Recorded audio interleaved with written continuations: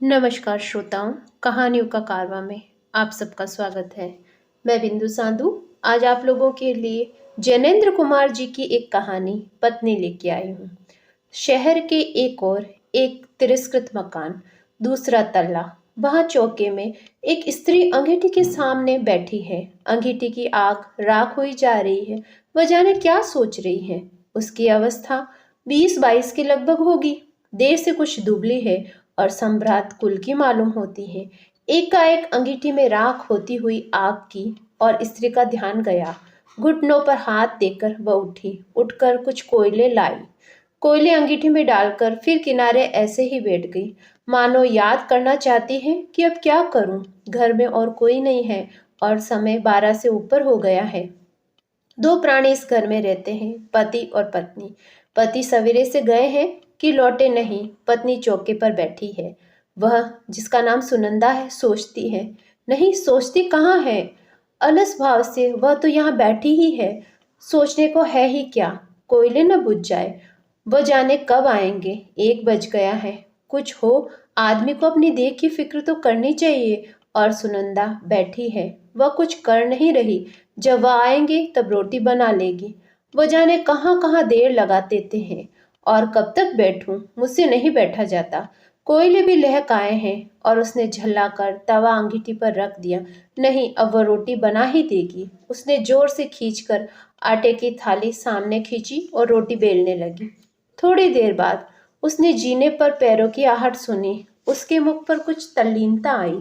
क्षण भर आभा उसके चेहरे पर रहकर चली गई और वह फिर उसी भांति काम में लग गई। कालिंदी चरण, उसके पति आए। उनके पीछे पीछे 3 और मित्र भी आए। वे आपस में बातें करते चले जा रहे थे और खूब गर्म थे। कालिंदी चरण मित्रों के साथ सीधे अपने कमरे में चले गए। उनमें बहस छिड़ी हुई थी। कमरे में पहुंचकर रुकी हुई बहस फिर छिड़ गई। ये चारों व्यक्ति देशोद्धार के संबंध में बहुत कटिबद्ध है। चर्चा उसी सिलसिले में चल रही थी। भारत माता को स्वतंत्र कराना होगा और नीति अनीति, हिंसा अहिंसा को देखने का ये समय नहीं है। मीठी बातों का परिणाम बहुत देखा। मीठी बातों से बाघ के मुंह से अपना सिर नहीं निकाला जा सकता। उस वक्त बाघ का मारना ही एक इलाज है। आतंक, हाँ आतंक। हमें क्या आतंकवाद से डरना होगा। लोग हैं जो कहते हैं आतंकवादी मूर्ख हैं, वे बच्चे हैं। हाँ, वे बच्चे हैं और मूर्ख हैं। उन्हें बुजुर्गों की बुद्धिमानी नहीं चाहिए। हमें नहीं अभिलाषा अपने जीने की। हमें नहीं मोह बाल बच्चों का। हमें नहीं मर्ज धन दौलत का। जब तक मरने के लिए आजाद क्यों नहीं है। जुल्म को मिटाने के लिए कुछ जुल्म होगा ही। उससे वे डरते हैं। डर हम जवानों के लिए नहीं है। फिर वे चारों आदमी निश्चय करने के लिए कि हमें खुद क्या करना चाहिए। इतने में कालिंदी चरण को ध्यान आया कि उन लोगों ने कुछ नहीं खाया, न मित्रों ने ही खाने को उसने पूछा। उसने अपने मित्रों से माफी मांगकर छुट्टी ली और सुनंदा की ओर चला। सुनंदा जहाँ थी वहाँ है। रोटी बना चुकी है। अंगीठी के कोयले उल्टे तवे से दबे हैं। माथे की उंगलियों पर टिका कर वह बैठी है। बैठी बैठी सोनी से देख रही है।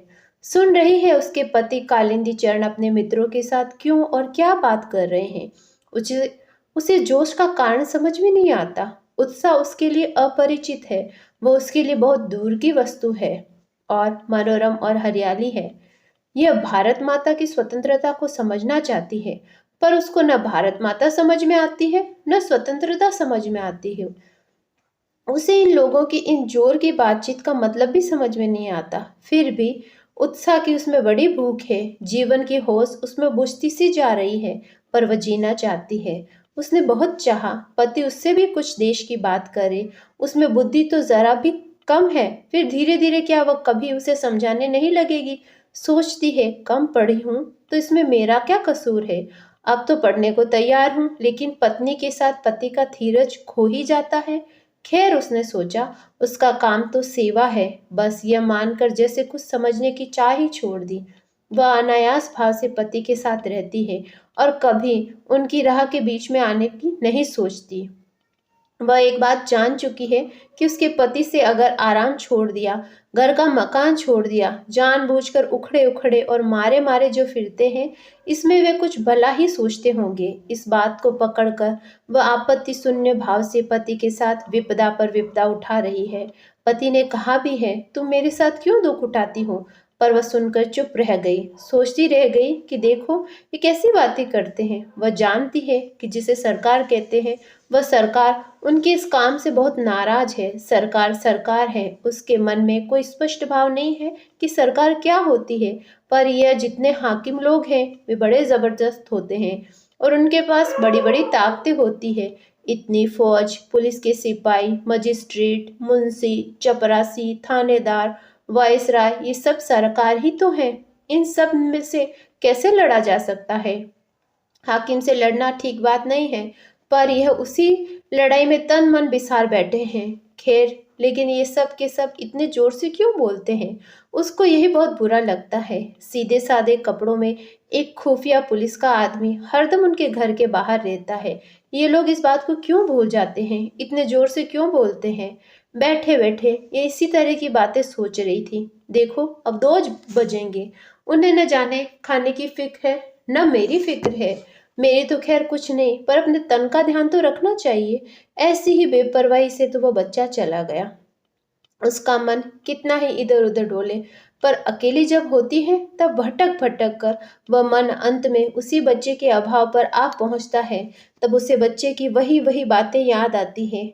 वे बड़ी प्यारी आंखें, छोटी छोटी उंगलियां, नन्हे नन्हे होठ याद आते हैं। अटखेलियां याद आती है। सबसे ज्यादा उसका मरना याद आता है। ओह, ये मरना क्या है? इस मरने की तरफ उसने देखा ही नहीं जाता। यद्यपि वह जानती है कि मरना सबको है, उसको मरना है, उसके पति को मरना है, पर उस तरह भूल से भी छन कर देखती है तो भय से भर जाती है। ये उससे सहा नहीं जाता। बच्चे की याद उसे मत डालती है। तब वह विहल होकर आंखें पोंछती है और हठात इधर उधर किसी काम की बात में अपने को उलझा लेना चाहती है। पर अकेले में वह बहुत कुछ करे, रह रहकर वही याद आता है। यही वह मरने की बात उसके सामने हो रही है और उसका चित्त बेबस हो उठता है। वह उठी। अब उठकर बर्तनों को मांज डालेगी और चौका भी साफ कर देगी। ओह, खाली बैठे क्या सोचा करती है। इतने में कालिंदी चरण चौके में घुसे। सुनंदा कठोरतापूर्वक शून्य को ही देखती रही। उसने पति की ओर नहीं देखा। कालिंदी ने कहा, सुनंदा, खाने वाले हम 4 हैं, खाना हो गया? सुनंदा चून की थाली और चकला बेलन और बटलोई वगैरह खाली बर्तन उठाकर चल दी, कुछ भी नहीं बोली। कालिंदी ने कहा, सुनती हो, 3 आदमी मेरे साथ और है।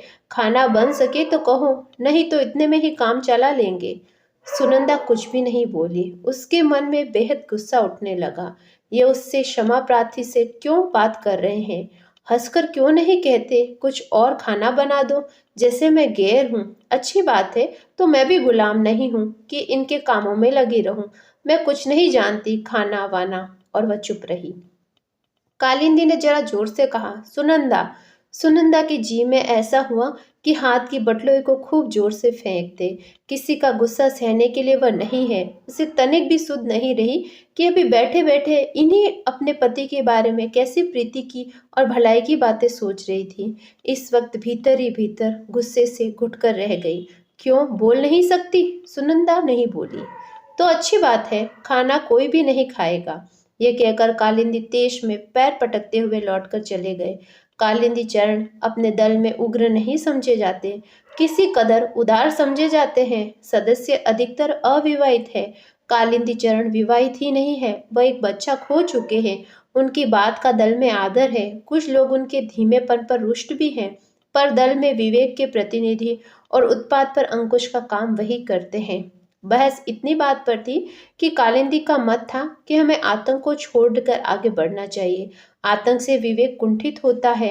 या तो मनुष्य उससे उत्तेजित होता रहता है या उसमें भय से दबा रहता है। दोनों ही स्थितियां श्रेष्ठ नहीं है।